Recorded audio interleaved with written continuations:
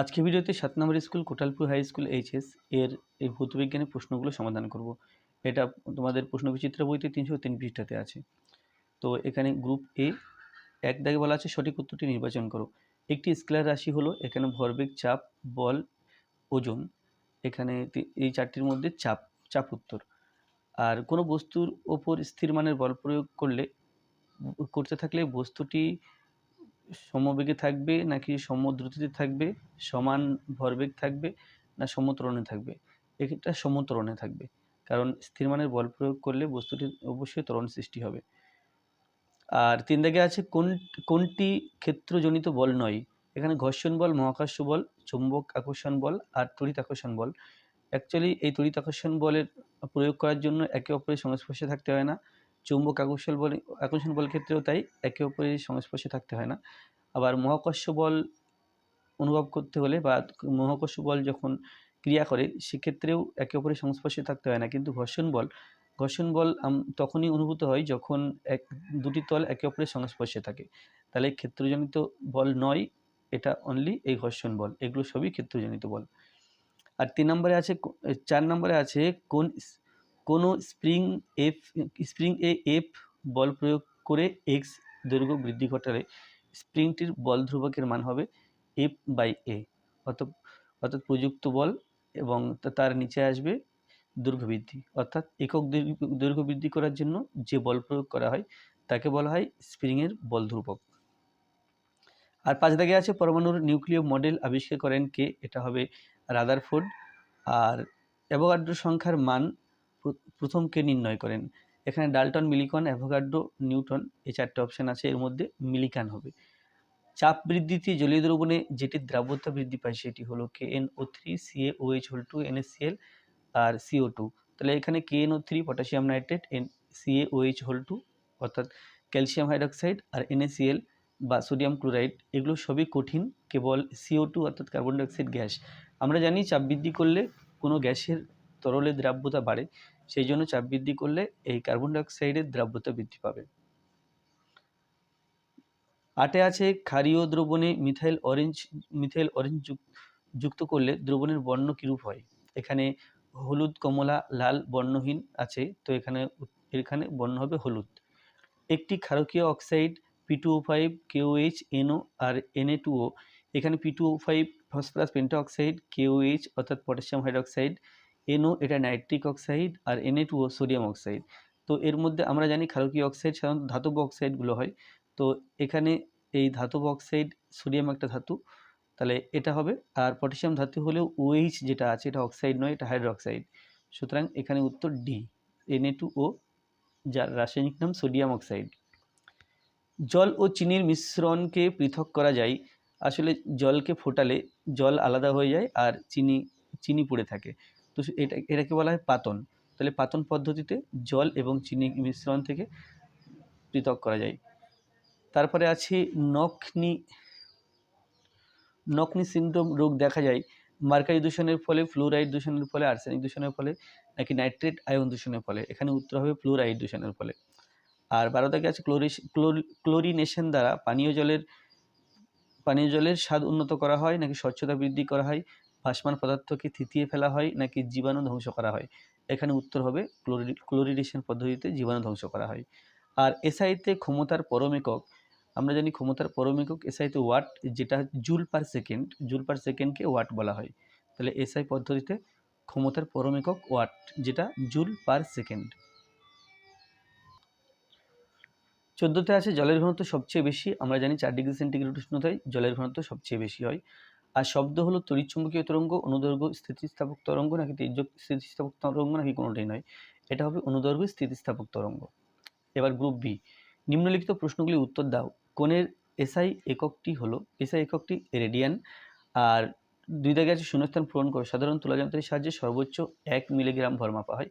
এখানে একটা কনফিউশন তৈরি হয়, অনেক বইগুলোতে আছে যে সর্বনিম্ন বাটখারা আছে, যে বাটখারাগুলি সর্বনিম্ন বাটখারা 10 মিলিগ্রাম, কিন্তু এখানে তুলাযন্ত্রের একটা রাইডার থাকে, যেটা তুলাযন্ত্রের ওপরে যে তুলাদণ্ড আছে তার উপরে একটা রাইডার চাপানোর জায়গা আছে। তো সেই রাইডার যদি একেবারে তুলাযন্ত্রের প্রান্তে চাপানো হয়, তো 10 মিলিগ্রাম ওজন পাই, আর রাইডার যত মাঝখান দিকে সরিয়ে নিয়ে আসা হয় তত আস্তে আস্তে কমতে থাকে, অর্থাৎ 1 মিলিগ্রাম পর্যন্ত আমরা ভর মাপতে পারি রাইডার ব্যবহার করে। আর যে বাটখারাগুলো আছে, বাটখারা ব্যবহার করলে কেবল সেক্ষেত্রে আমরা 10 মিলিগ্রাম ভর মাপতে পারি। তো এখানে প্রশ্ন আছে যে সাধারণ তোলা যন্ত্রের সাহায্যে সর্বনিম্ন ড্যাশ ভর মাপা যায়, এখানে উত্তর হবে 1 মিলিগ্রাম। আর নিউটনের কোন গতিসূত্র থেকে জাড্যের ধারণা পাওয়া যায়? আমরা জানি নিউটনের প্রথম গতিসূত্র থেকে জাড্যের ধারণা পাওয়া যায়। সমবেগে গতিশীল বস্তুর ক্ষেত্রে বেগ সময় লেখচিত্র প্রকৃতি কিরূপ হবে? এটা সময় অক্ষে সমান্তরাল হয়।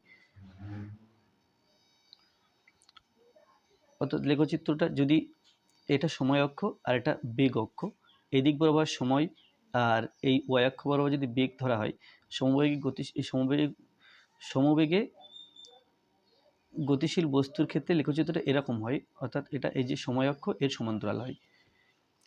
তারপর আছে ঘাত ও চাপের মধ্যেকার সম্পর্কটি লেখো। ঘাত সমান চাপ ইন্টু ক্ষেত্রফল। আর ঘনত্ব ও আপেক্ষিক গুরুত্বের মধ্যে একটি পার্থক্য লেখো। অ্যাকচুয়ালি ঘনত্বের একক আছে, কিন্তু আপেক্ষিক গুরুত্বের কোনো একক নেই। আর ঘনত্বের সিজিএস পদ্ধতিতে একক গ্রাম পার সেমি কিউব বা ঘন সেমি, আর এসআই পদ্ধতিতে বা এমকেএস পদ্ধতিতে কেজি পার মিটার কিউব বা কেজি পার ঘন মিটার। তাহলে ঘনত্বের একক আছে আর আপেক্ষিক গুরুত্বের কোনো একক নেই। তারপরে 7 দাগে আছে পরমাণুর কোন আদি কণাটি মৌলের মূলগত ধর্ম নির্দেশ করে? আমরা জানি প্রোটন মূলগত ধর্ম নির্দেশ করে। P1531 পরমাণুটির নিউট্রন সংখ্যা। P1531 পরমাণুটির নিউটন সংখ্যা ও ইলেকট্রন সংখ্যা লেখো। তাহলে এখানে এই যে 15 সংখ্যাটা, এটাই তার ইলেকট্রন সংখ্যা বা প্রোটন সংখ্যা বা পরমাণু ক্রমাঙ্ক। তাহলে এটা তার ইলেকট্রন সংখ্যা বা নিউটন সংখ্যা বা পরমাণু ভুল বললাম, এটা তার ইলেকট্রন সংখ্যা বা প্রোটন সংখ্যা বা পরমাণু ক্রমাঙ্ক। আর যদি নিউটন সংখ্যা বের করতে হয়, এই 31 থেকে এই 15 বিয়োগ করতে হবে। তাহলে ইলেকট্রন সংখ্যা 15, নিউটন সংখ্যা 31 মাইনাস 15 সমান হলো 16। আর এখানে 9 দাগে আছে 32 গ্রাম অক্সিজেন গ্যাসে কতগুলি অক্সিজেন পরমাণু আছে? তাহলে এখানে আমরা জানি যে অক্সিজেন এর আণবিক গুরুত্ব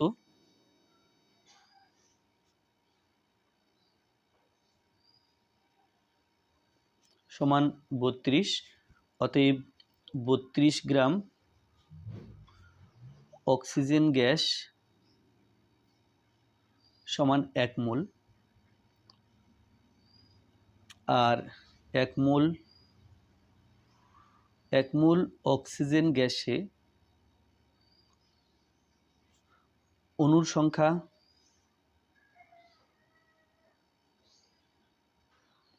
সমান 6.022 ইন্টু 10⁻23 এটা। আর একটি অণুতে দুটি পরমাণু আছে, কারণ O2, তাহলে অণু হচ্ছে O2, তাহলে একটি অণুতে দুটি পরমাণু আছে। তো আমাদের এখানে জানতে চেয়েছে পরমাণু সংখ্যা কত। পরমাণু আছে, অতএব পরমাণু সংখ্যা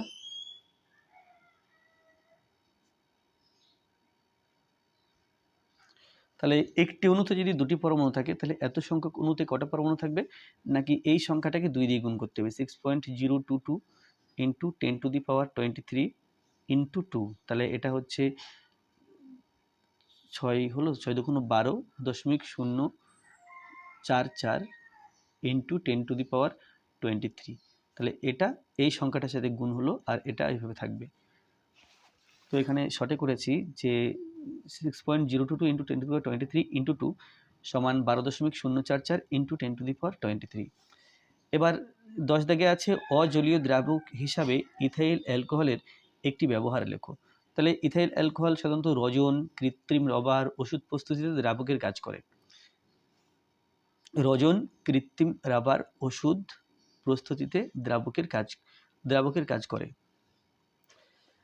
আচ্ছা, 11তে আছে শূন্যস্থান পূরণ করো। তরল বিস্তার মাধ্যমে অবিমিশ্র ক্ষুদ্র ক্ষুদ্র তরল বিস্তৃত দশা কোলেটকে ইমালসন বলা হয়। যেমন দুধ একটা ইমালসন, তো এখানে উত্তর হবে ইমালসন। এবার 12 দাগে আছে একটি তরলের ওপর অ্যামোনিয়াম হাইড্রক্সাইডে সিক্ত কাচদণ্ড ধরলে সাদা ধোঁয়া উৎপন্ন হয়, তরলটির পরিচয় দাও। তাহলে তরলটি হলো হাইড্রোক্লোরিক অ্যাসিড, কারণ আমরা জানি যে HCl হাইড্রোক্লোরিক অ্যাসিড এবং ammonium chloride NH4Cl, HCl hydrochloric acid এবং অ্যামোনিয়া গ্যাস বিক্রিয়া করে NH4Cl বা অ্যামোনিয়াম ক্লোরাইড এর সাদা ধোঁয়া তৈরি করে। তাহলে HCl প্লাস NH3 সমান NH4Cl এর সাদা ধোঁয়া তৈরি হয়। তাহলে এখানে একটি তরলের উপর অ্যামোনিয়াম হাইড্রক্সাইডে সিক্ত কাচদণ্ড ধরলে, তাহলে অ্যামোনিয়াম হাইড্রক্সাইডটা বলে দিই, এখানে HCl প্লাস অ্যামোনিয়া দিয়েছি আমি, তো যদি অ্যামোনিয়াম হাইড্রক্সাইড দেওয়া হয় NH4OH, তাহলে তৈরি হবে NH4Cl, এটা সাদা ধোঁয়া, আর প্লাস OH এবং H মিলে H2O, তাহলে এই NH4Cl এর সাদা ধোঁয়া তৈরি হবে আর জল তৈরি হবে। তো অ্যামোনিয়াম হাইড্রক্সাইড কাচদণ্ড ধরলে সাদা ধোঁয়া উৎপন্ন হয়। তরলটির পরিচয় দাও। তরলটি HCl বা হাইড্রোক্লোরিক অ্যাসিড। এবার 13 দাগে আছে শূন্যস্থান পূরণ করো। গাঢ় ও উষ্ণ H2SO4 এর সঙ্গে জিঙ্কের বিক্রিয়ায় ড্যাশ গ্যাসীয় পদার্থ উৎপন্ন হয়। এখানে সালফার ডাইঅক্সাইড উৎপন্ন হয়, কারণ আমরা জানি যে যদি লঘু অ্যাসিড হতো এবং জিঙ্ক হতো, জিঙ্কের সাথে লঘু সালফিউরিক অ্যাসিডের বিক্রিয়ায় হাইড্রোজেন গ্যাস উৎপন্ন হয়, কিন্তু যদি সেটা গাঢ় অ্যাসিড হয় তাহলে হাইড্রোজেন গ্যাসের পরিবর্তে সালফার ডাইঅক্সাইড অর্থাৎ SO2 গ্যাস উৎপন্ন হয়। তারপরে আছে আংশিক পাতনের একটি ব্যবহারিক প্রয়োগ উল্লেখ করো। তো আংশিক পাতনের ব্যবহারিক প্রয়োগ, পেট্রোলিয়ামের আংশিক পাতনে বিভিন্ন প্রয়োজনীয় পদার্থ পাতিত অংশ হিসেবে পাওয়া যায়, অর্থাৎ পেট্রোলিয়ামকে আংশিক পাতন করে তার থেকে বিভিন্ন প্রয়োজনীয় পদার্থ পাওয়া যায়, সুতরাং এটাই তার ব্যবহারিক প্রয়োগ, পেট্রোলিয়ামের আংশিক পাতন। আর জীবের 15 থেকে আছে জীবের প্রাণ ধারণের জন্য জলের একটি ভূমিকা উল্লেখ করো। তাহলে জীবের প্রাণ ধারণের জন্য জলের ভূমিকা: 1. প্রাণীদের বেঁচে থাকার জন্য খাদ্য গ্রহণ জরুরি, খাদ্য পরিপাকের জন্য জল প্রয়োজন। 2. অধিকাংশ প্রাণীর প্রধান সংবহন মাধ্যম হলো রক্ত, আর এর মধ্যে প্রায় 90% জল থাকে। 3 নম্বর, দেহকোষে বিভিন্ন বিপাক ক্রিয়া সম্পন্ন করতে জল একান্ত প্রয়োজন। আর 4 নম্বর, বিভিন্ন জলজ প্রাণীর বসবাস ও বেঁচে থাকার জন্য জল অপরিহার্য। তো এর থেকে যে কোনো একটা লিখলেই হবে।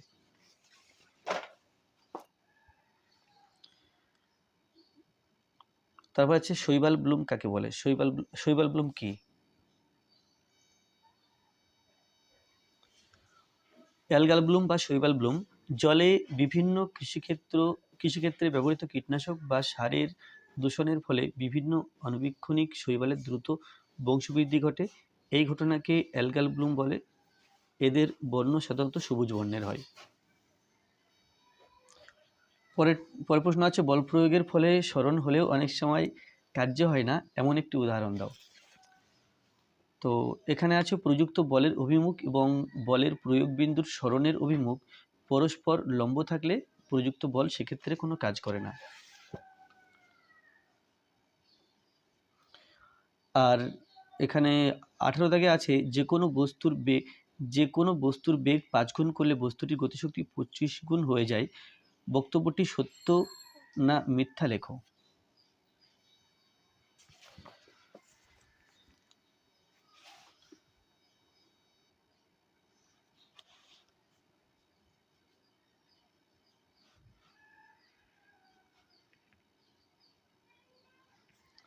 তাহলে যদি আমরা কোনো বস্তুর ভর এবং বেগ ধরে নিই,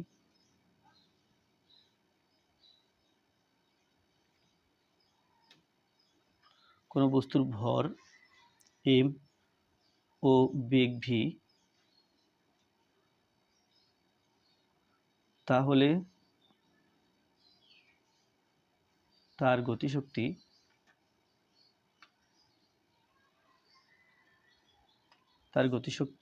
e দিয়ে যদি আমরা লিখি, এটা সমান 1/2 mv²। এবার এখানে বলা আছে যে বেগ 5 গুণ করলে, তাহলে এটা e1 দিলাম। বেগ 5 গুণ করলে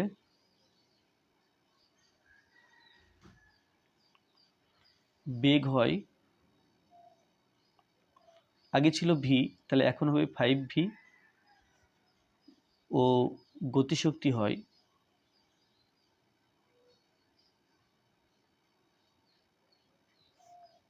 এটা E2 যদি লিখি E2 সমান 1/2 m ভি স্কোয়ার, এখন ভির জায়গাতে 5v লিখতে হবে, তাহলে পেলাম 1/2 m আর 5 5 25 ভি স্কোয়ার, তাহলে হলো 25টা আমি আগে লিখে নিলাম, 25টা আগে লিখে নিলে 1/2 m ভি স্কোয়ার, অর্থাৎ এই 1/2 m ভি স্কোয়ার এটা ছিল E1, তাহলে এখানে লেখা যায় 25 আর 1/2 m ভি স্কোয়ার এটা E1, তাহলে E2 সমান 25 ইন্টু E1, অর্থাৎ এখানে গতিশক্তি 25 গুণ হলো। তো বস্তুটি গতিশক্তি 25 গুণ হয়ে যায়, তাহলে এই বক্তব্যটি সত্য। তারপরে আছে যে লীন তাপ বস্তুর অবস্থার পরিবর্তন ঘটায়, উষ্ণতার পরিবর্তন ঘটায় না, এটাও কিন্তু সত্য। আর 20 দাগে আছে সূর্যে সর্বদা বিস্ফোরণ হলেও তা পৃথিবী থেকে শোনা যায় না কেন? এর এক কথায় উত্তর দিতে হয় যে শব্দ বিস্তারের জন্য জড়মাধ্যমের প্রয়োজন, সূর্য এবং পৃথিবী এর অনেকটাই জায়গা কোনো জড়মাধ্যম নেই, অর্থাৎ ফাঁকা, সেই জন্য শব্দ ওই শূন্যস্থান দিয়ে আসতে পারে না। আর একটু গুছিয়ে লিখতে চাইলে এভাবে লিখতে পারো যে চাঁদ, এখানে সূর্যে বিস্ফোরণ হলে তার শব্দ পৃথিবীতে শোনা যায় না কেন? তাহলে শব্দ এক প্রকার স্থিতিস্থাপক তরঙ্গ, সুতরাং শব্দের বিস্তারের জন্য জড়মাধ্যম আবশ্যক। সূর্য, চাঁদটা এখানে লিখবো না, কেন কি সূর্য দিয়ে প্রশ্নটা করেছে, তাহলে সূর্য এবং পৃথিবী এর মধ্যবর্তী দূরত্বের অধিকাংশই ফাঁকা, অর্থাৎ শূন্যস্থান, যেহেতু শূন্যস্থানের মধ্যে দিয়ে শব্দের বিস্তার সম্ভব নয়, তাই ওই স্থানে সংঘটিত বিস্ফোরণের শব্দ পৃথিবীতে এসে পৌঁছায় না, ফলে ওই সব বিস্ফোরণের শব্দ পৃথিবীতে শোনা যায় না। তারপরে 21 দাগে আছে শব্দোত্তর তরঙ্গ, এর একটি ব্যবহারিক প্রয়োগ উল্লেখ করো। তাহলে এখানে আছে শব্দোত্তর শব্দের কয়েকটি ব্যবহারিক প্রয়োগ। শব্দোত্তর শব্দের ব্যবহারিক প্রয়োগ: 1. সমুদ্রের গভীরতা নির্ণয় করতে, 2. বিমানের উচ্চতা নির্ণয়, 3. আল্ট্রাসোনোগ্রাফিতে, 4. সমুদ্রের তলায় জাহাজের ধ্বংসাবশেষ অনুসন্ধানে, 5. মাছের গতিবিধি পর্যবেক্ষণ, 6. জীবাণু ও ব্যাকটেরিয়ার উপর ক্রিয়া ইত্যাদি। তাহলে এই ভিডিওতে এই গ্রুপ এ এবং গ্রুপ বি এই দুই পার্টের প্রশ্ন উত্তর করলাম, আর এর পরের ভিডিওতে সি এবং ডি করব। সুতরাং তোমরা ততক্ষণ সাথে থাকো, আর আমার চ্যানেলটা অবশ্যই সাবস্ক্রাইব করো। ভিডিওটা ভালো লাগলে অবশ্যই লাইক করো, আর কী ধরনের ভিডিও পেতে চাও সেটাও কমেন্টের মাধ্যমে জানাও, তাহলে তোমাদের জন্য তোমাদের পছন্দ অনুযায়ী ভিডিও আপলোড করা হবে। ধন্যবাদ।